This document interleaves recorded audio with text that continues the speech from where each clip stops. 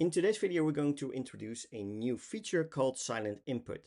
This will help you capture multiple inputs from the user, combine them into one custom variable, and then you can send the user back towards your automation, for example, towards an AI agent or a chat completion or any way you want to.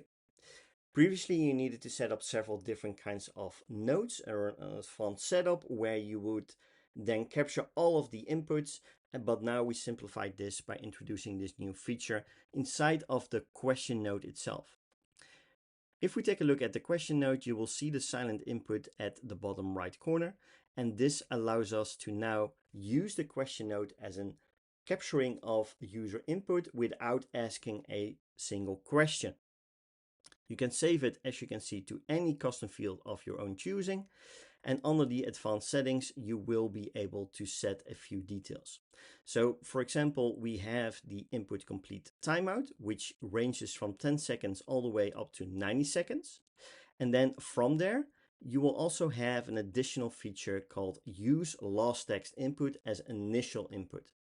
For example, if you were to set this as a default reply, normally what would happen is the user sends a text and then the user ends up inside the default reply inside of this silent input node, where it then is going to capture all of the additional inputs. But it misses the very first input from the user, which might be important to capture the context of the user's question or the user's issue. If you toggle on this use last text input as initial input, then it will also register that initial option, that initial input from the user that got the user up to this node. So let's give this a spin. So what I've done is I set this node as a default reply, and now I should be able to just go in and send multiple sentences and see what is going to be outputted. As you can see, I saved it towards the custom variable response, and then from here, after 10 seconds, then I should get a collection of all of the user inputs combined. So let's test this out. Let's go towards the web chat widget. Let's start a conversation. So let's say, hi, how are you? Anyone there? Need some help?